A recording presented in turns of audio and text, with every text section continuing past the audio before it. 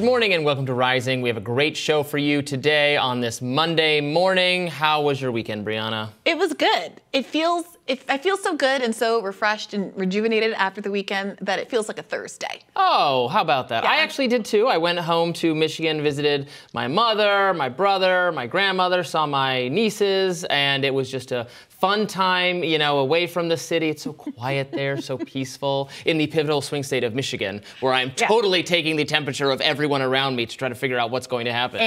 And? You know, you just get the sense that Biden is so unpopular and it's going to be so hard for him. But also, if the nominee were anyone but Trump on the Republican side, it would be a landslide. And instead, it's going to be close.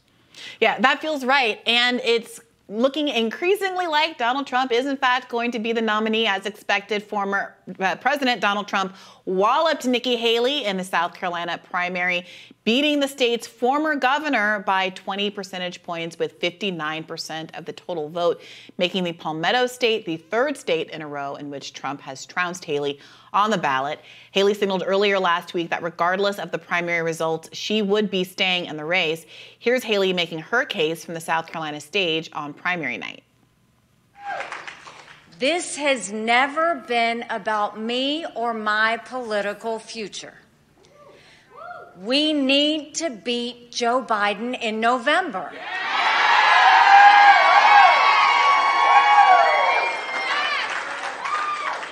I don't believe Donald Trump can beat Joe Biden. Now, all eyes are now turning to Super Tuesday on March 5th, where 17 states and U.S. territories will cast their ballots in the presidential contest. Meanwhile, breaking news just this morning, Republican National Committee Chairwoman Ronna McDaniel stepping down from her role as of March 8th. In a statement, McDaniel said, quote, "I have decided to step aside at our spring training on March 8th in Houston to allow our nominee to select a chair of their choosing. The RNC has historically undergone this change once we have a nominee, and it has always been my intention to honor that tradition." So this was a move that's been expected for some time. Ronna McDaniel, a very unpopular figure, I would say, frankly, certainly among the Republican base, a lot of conservative media, and also among some other Republican leaders. No one can quite point me to what she has actually done wrong over the years. She has staunchly backed Trump, defended Trump, stood by his side, even to the extent that she changed her name. She was a Romney, and he didn't like that. But you know, nevertheless, it is true that you know, once there's a new nominee, there's often a change in the party. They find a new chair. Now, of course, we're not going to have a new nominee. We're having the same nominee is what it looks like, unless, you know, some Nikki Haley miracle takes place. Again, that is not looking likely. Now, we described her as getting walloped. She did okay. Yeah. Now, it was her home state, so she was perhaps hoping for some surprise win, even though the polls did not indicate that was going to be possible. But you know, she's not a non-entity in these contests. She is showing that there is not a majority, but a healthy portion of the Republican electorate that is still trying to find some Trump alternative. It's not going to be enough to matter, but it's also non-existent. It's also not non-existent. I mean, look, compared, especially when you look at the other races, primaries that we've seen so far, getting over 39% of the vote, I understand, caveated, it's your home state, and that's kind of embarrassing. But knowing that there is, you know, a substantial chunk, over a third, almost half of Republicans in a state that are clearly looking for a non-Trump alternative, I do think is a sign of something. However, it does seem like her donors are feeling a little differently about it. One of the big stories out in the post-primary news ecosystem is that some of her donors seem to be falling back. The billionaire-backed Koch network is withdrawing their support of her. It's seemingly indicating a lack of confidence that this is going to go much farther than it has. What do you make of the timing of that, given that this, in some ways, is the most impressive showing that she's had so far? I mean, I was frankly surprised that they had decided to fund her in the first place. You know, disclosure, I am also employed at a magazine called Reason, which has received money from the Kochs in the past. David Koch, one of the Koch brothers, who's passed away since then, did sit on our board a while ago. So if that it influences your opinion of my views, take it with a grain of salt. Although I do also know a lot of people who work in the Koch network, and I'm very familiar with how they make how their thinking works. So I'm sure they saw in her a candidate who aligns with their free market views, free market vision, which is a libertarian one on economics.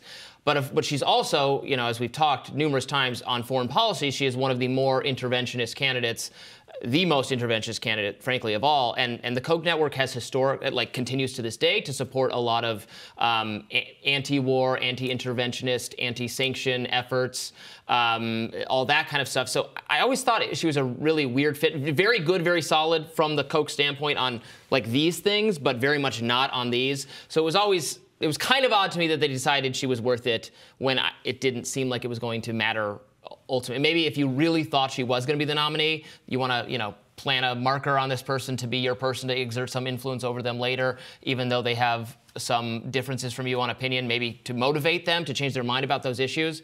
But, it was never more than a small chance she was somehow going to be the nominee. So here we are.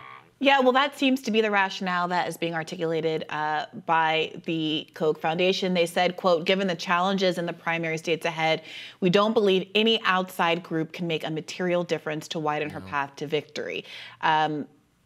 And that seems right. But the argument that Nikki Haley has been making, and I want to get your read on something that she said to this end in the clip that we played, is that Trump might not end up being president for reasons outside of what the voters choose in primary state to primary state, whether or not one of these legal cases catches up to him. And then she specifically said in the clip that we played, I don't think Biden can. I don't think that Trump can beat Biden. Yeah, making an electability argument.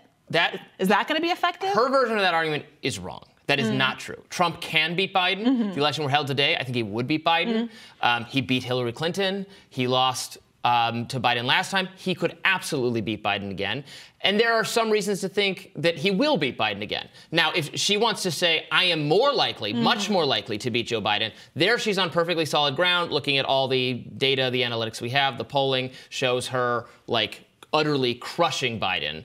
And I think even fair commentators on the other side know that's the case, that Biden would be going down to a historic defeat if the candidate was not Donald Trump. But the candidate is Donald Trump. That doesn't mean Donald Trump can't win or won't win, but it's going to be a harder fight. It's going to be a harder fight. Donald Trump, I think, we forget about this, but energizes Democrats in a way that no other person on the Republican side does. Yeah. Obviously, he energizes Republicans to some degree, but Republicans are pretty enthused to beat Joe Biden, I think, at this point anyway. Right. He whips the progressive, liberal, media, Democrat people, your vote blue no matter who types, into, fascism is at the gates, democracy is at stake, we hate this guy, we must do, he propels all those fundraising emails. That's a negative that Trump exerts over the process that I think would be true to some extent, but not nearly the same extent if it were Nikki Haley or anyone else. Absolutely. Well, we have another story. Meanwhile, a new report in The Atlantic actually looks at the question of whether Democrats would actually stop Donald Trump from becoming president if the Supreme Court doesn't beat them to it. Per the article, it's very interesting. In interviews, senior House Democrats would not commit to certifying a Trump win, saying they would do so only if the Supreme Court affirms his eligibility. However, during oral arguments, liberal and conservative justices alike seemed inclined to dodge that question of whether Trump is eligible altogether, throw the decision to Congress, a move which Representative Adam Schiff says could be a disaster. Quote, we don't need another January 6th. So this article was very interesting because they have The Atlantic getting interviews from Jamie Raskin and Adam Schiff and a few other Democrats saying that, they're all taking the position that Donald Trump should be ineligible to be president based on his behavior last time, and that they expect, I don't know if they actually expect, they're saying they expect the Supreme Court to rule him ineligible because that's their view of the situation. I think here in reality land, we don't actually expect the Supreme Court to do that. And in fact, the Supreme Court might not rule on whether he's eligible at all. They'll just say it was not handled properly by the lower court and he should appear on the ballot, but we're not taking a position on whether he is eligible or not. In that situation, do Democrats refuse to certify the election because they all voted and are still in Congress when they tried to remove him from office, that he violated and should not be president for all those reasons. So, and that would be them doing their own January 6th on some level. It would not be good. Yeah, if Democrats genuinely believe that is the path they want to go down, they should be very hopeful that the Supreme Court takes this up, because they don't want it to be a person-by-person decision that's being made by individual Democrats in various districts across the country, as opposed to, I mean, this is exactly the kind of constitutional question that should be taken up by the Supreme Court.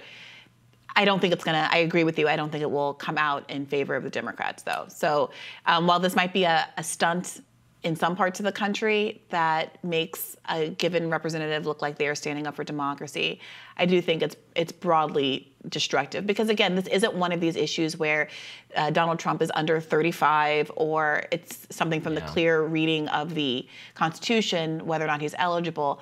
This is a really sincerely difficult question as to whether or not the conduct on January 6th constitutes a kind of disqualifying insurrection event. Right. And ultimately the people should decide, unless it was so clear that, well, yes, he wasn't born in the country, he's under 35, whatever. Yeah. Just like, as Democrats and others, as many conservatives correctly argued, Mike Pence can't unilaterally decide this election was invalid and we're kicking it to the House. He cannot do that. I think it would cause a lot of harm to the country's social fabric to have a mass decertification effort undertaken by either party. Yeah, either way, democracy is on the ballot. Stick around, more Rising for you coming up next.